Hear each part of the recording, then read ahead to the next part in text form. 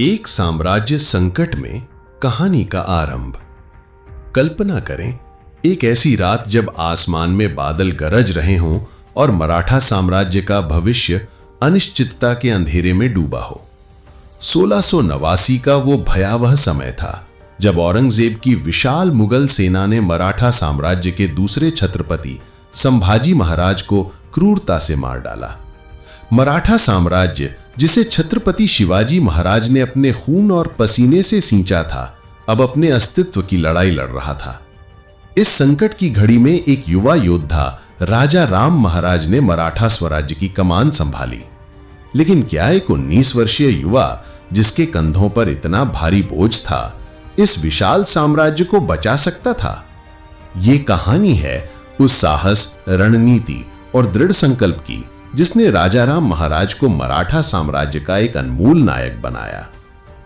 मराठा साम्राज्य की नींव और संभाजी की हत्या। मराठा साम्राज्य की स्थापना 1674 में छत्रपति शिवाजी महाराज ने की थी। यह साम्राज्य न केवल एक राजनीतिक इकाई था, बल्कि हिंदवी स्वराज्य का प्रतीक था, जो स्वशासन और स्वतंत्रता की भावना को दर्शाता था।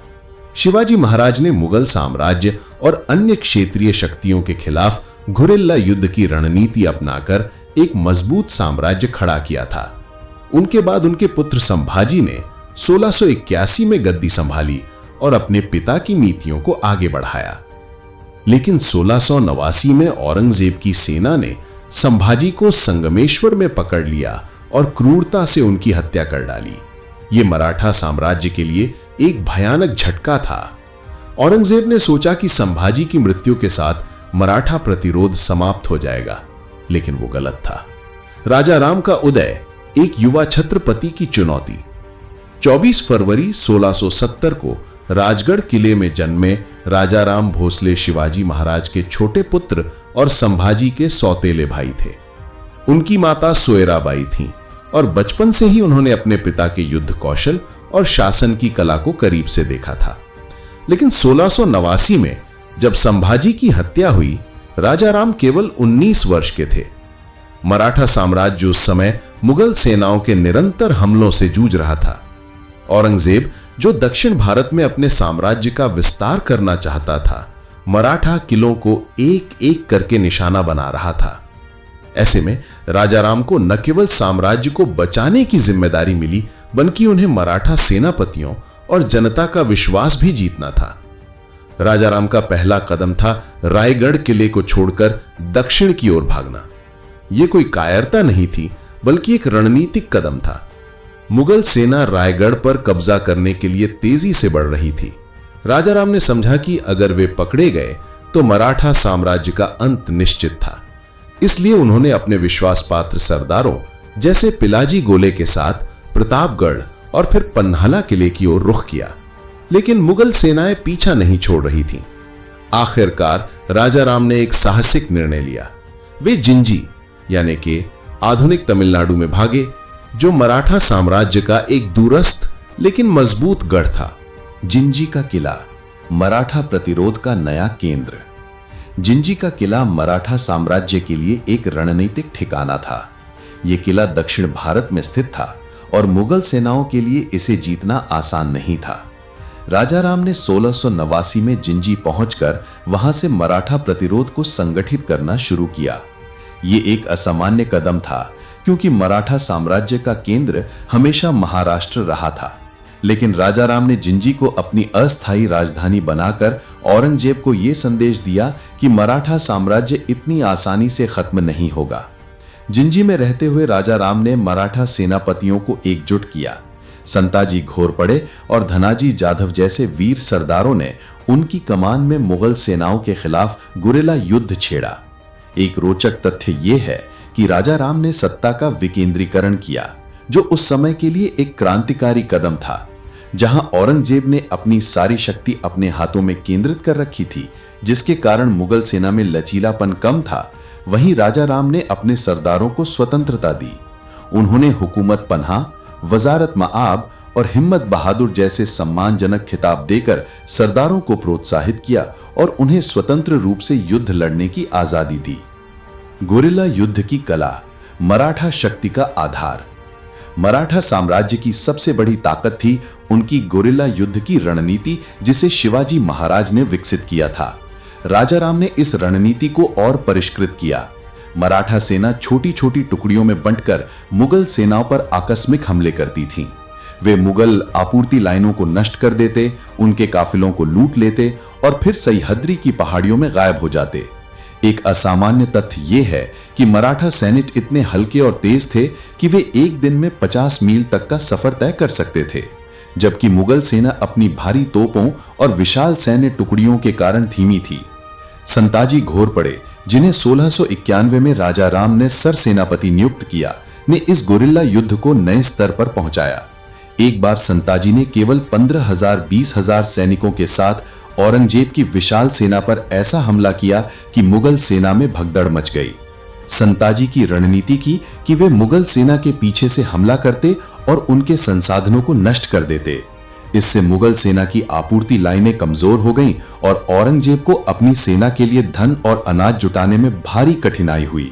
औरंगजेब की हताशा, मराठा सहन शक्ति की जीत। औरंगजेब ने सोचा था कि संभाजी की हत्या के बाद मराठा साम्राज्य बिखर जाएगा, लेकिन राजा रंग के नेतृत्व में मराठाओं ने औरंगजेब को हर मोर्चे पर चुनौती दी। एक रोचक तथ्य यह है कि औरंगजेब को अपनी सेना का खर्च उठाने के लिए उत्तर भारत के जागीरदारों से पैसे मांगने पड़ते थे, लेकिन मराठा हमलों के कारण उसकी आर्थिक स्थिति कमजोर हो रही थी। मराठा युद्धों के कारण अनाज की कीमतें आसमान छू रही थी। जहां पहले एक शेर अनाज 10-20 पैसे में मिलता था, वो अब 1-2 रुपए में बिक रहा था। मराठा सेना की सहन शक्ति भी अद्भुत थी। जहां मुगल सेना के पास संसाधनों की प्रचुरता थी, वहीं मराठाओं के पास थी उनकी अटूट इच्छा शक्ति। रामचंद्र पंत अमात्य, जो राजा राम के प्रमुख सलाहकार थे, ने मराठा सैनिकों के परिवारों को विशालगढ़ और कोंकण के सुरक्षित क्षेत्रों में स्थानांतरित कर उनकी सुरक्षा सुनिश्चित की। इससे मराठा सैनिक बिना किसी चिंता के युद्ध लड़ सकते थे। ये एक ऐसी रणनीति थी जिसने मराठा साम्राज्य को जीवित रखा। जिंजी का पतन और राजा राम की वापसी। 1698 में मुगल सेना ने आखिरकार जिंजी के किले पर कब्जा कर लिया, लेकिन राजा राम पहले ही वहां से निकल चुके थे। उन्होंने सतारा की ओर रुख किया और वहां से मराठा प्रतिरोध को फिर से संगठित किया। यह एक असामान्य तथ्य है कि राजा राम ने कभी भी स्वयं को पूर्ण छत्रपति के रूप में प्रस्तुत नहीं किया। वे हमेशा संभाजी के पुत्र शाहू के प्रतिनिधि के रूप में शासन करते रहे, जिससे मराठा साम्राज्य में एकता बनी रही। 1699 में सतारा मराठा साम्राज्य की नई राजधानी बना। यहां से राजा राम ने मुगल सेनाओं के खिलाफ अपने अभियान जारी रखे, लेकिन लगातार युद्ध और यात्राओं ने उनके स्वास्थ्य को प्रभावित किया। 2 मार्च 1700 को केवल 30 वर्ष की आयु में राजा राम की मृत्यु सिंहगढ़ किले में हो गई। उनकी मृत्यु मराठा साम्राज्य के लिए एक बड़ा नुकसान थी, लेकिन उनकी पत्नी ताराबाई ने उनके 4 वर्षीय पुत्र शिवाजी द्वितीय को गद्दी पर बिठाकर मुगल प्रतिरोध को जारी रखा। ताराबाई की भूमिका, राजा राम की विरासत को आगे बढ़ाना। राजा राम की मृत्यु के बाद उनकी पत्नी ताराबाई ने मराठा साम्राज्य की कमान संभाली।